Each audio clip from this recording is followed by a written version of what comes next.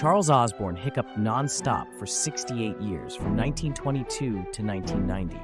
Imagine hiccuping through wars, the Great Depression, and even the moon landing. His condition started after a farm accident and baffled doctors who couldn't find a cure.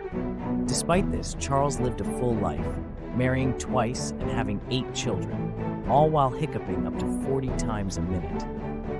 This bizarre and relentless condition only ceased 1 year before his death, making his story one of the most extraordinary medical marvels ever recorded.